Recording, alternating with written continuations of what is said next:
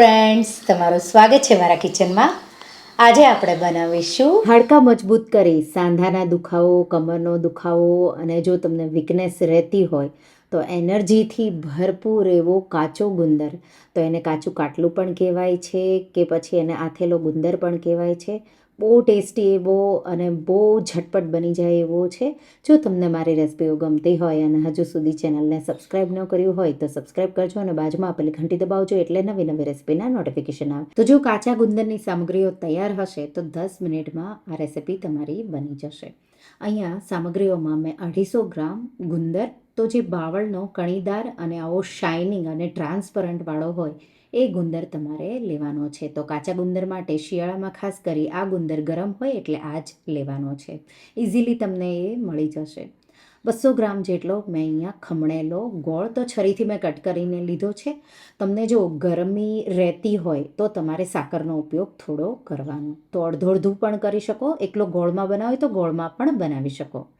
હવે 150 ગ્રામ જેટલી બદામ અને 150 ગ્રામ જેટલા કાજુ. તો અહીંયા બદામ અને કાજુને તમારે ઝીણા ઝીણા ચોપ કરવા હોય તો તમે ચોપ પણ કરી શકો છો. હું એને ડાયરેક્ટ મિક્સરમાં જ અધકચરા વાટવાની છું.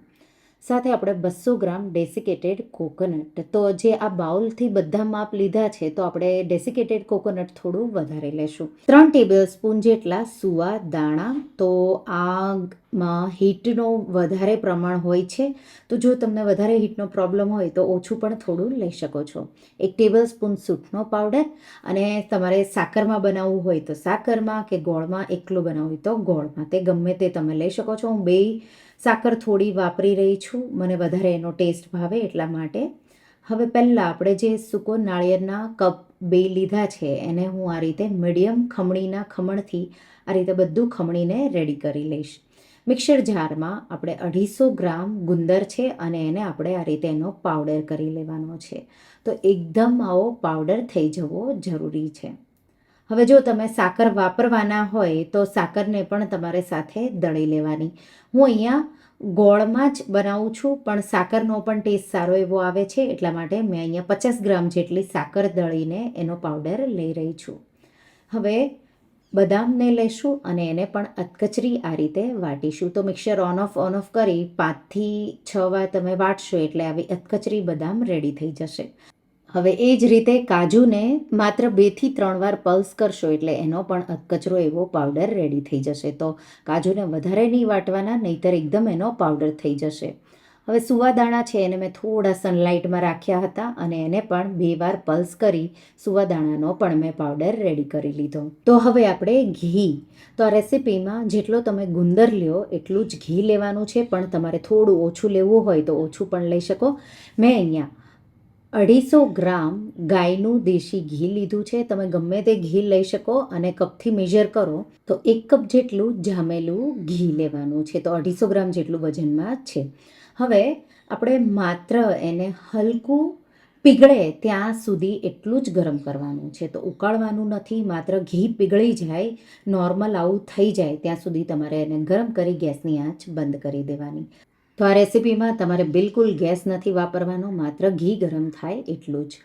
હવે આ રીતે કાચો ગુંદર બનાવવા માટે બાઉલમાં બધું મિક્સ કરીશું. દળેલો ગુંદર સાથે આપણે એમાં દળેલી સાકર, જો તમને વધારે હીટનો પ્રોબ્લેમ હોય તો ગોળના જગ્યાએ તમે અડધી સાકર અડધો ગોળ પણ લઈ શકો, નહીંતર એકલો ગોળ પણ લઈ શકો છો.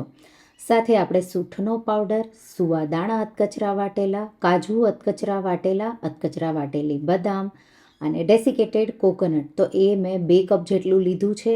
એ તમારે વધારે લેવાનું. હેર અને સ્કિન માટે બહુ જ સારું એવું સૂકું નાળિયેરનું ખમણ છે, આપણે મિક્સ કરી દઈશું. તો કોપરાનું ખમણ ઉમેરી અને આ રીતે મેં બધી સામગ્રીઓને આ રીતે મિક્સ કરી દીધી. હવે મેં જે ઘી ગરમ કર્યું છે તો માત્ર પીગાળ્યું જ છે એ હવે આપણે ઉમેરીશું. નહીંતર તમે કાચો ગુંદર જે છે પહેલાં પાવડર અને ઘી મિક્સ કરી ફેટીને પણ એ રીતે પણ મિક્સ કરી શકો છો. હું આ રીતે મિક્સ કરી રહી છું. હવે આપણે ગોળ, તો એ 200 ગ્રામ જેટલો ગોળ છે એ ઉમેર્યો, એના પર આપણે ઘી ઉમેરીશું અને હવે મસળી અને એકદમ સારી રીતે મિક્સ કરી દઈશું. તો અહીંયા તમે એને એકદમ સારી રીતે મસળીને મિક્સ કરી દેવાનું, એકદમ સારી રીતે. આ રીતે તમે થોડું મિક્સ કરી લેશો એટલે તમને પાછી જરૂર પડશે ઘીની. એટલે જે આપણે ગરમ કર્યું છે એ બધું જ ઘી તો પીગાળ્યું છે એ બધું જ ઘી ઉમેરી દેશું અને એકદમ સારી રીતે હવે તમારે થોડું ફેટી અને કે આ રીતે મસળી અને મિક્સ કરી દેવાનું છે. એટલે બસ આપણો કાચો ગુંદર તૈયાર છે. એકદમ સારી રીતે તમે મિક્સ કરો એટલે. અને ઘી છે એ તમે 50 ગ્રામ જેટલું ઓછું લેવું હોય, તમારે ઓછા ઘીમાં બનાવવું હોય તો તમે બનાવી શકો છો. પણ કાચો ગુંદર છે એમાં ઘીનું પ્રમાણ થોડું વધારે જ હોય, કારણ કે એ આપણે હેલ્થ માટે જ ખાતા હોઈએ છીએ. તો તમે જો કાચા ગુંદરના તમને બેનિફિટ્સ ખબર ન હોય તો હાડકાને સ્ટ્રોંગ કરે, સાંધાના દુખાવા દૂર કરે, સાથે બ્લડ શુગરને પણ કંટ્રોલમાં રાખે. બહુ બધા એના બેનિફિટ્સ છે.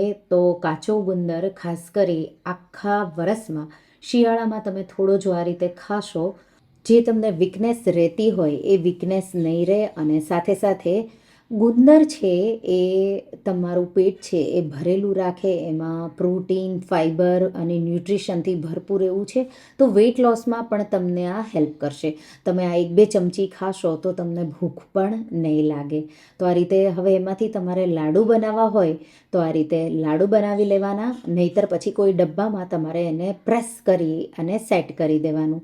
તો મેં હંમેશા પ્રેસ કરી ડબ્બામાં જ જોયું છે. પણ જો તમને પોષણ માટે તમને જોવે કે નાના નાના લાડુ આ રીતે તમે રોજ સવારે ખાઈ શકો, એ રીતે તમારે એક આ રીતે નાના બધા લાડુ વાળીને તૈયાર કરી લેવાના.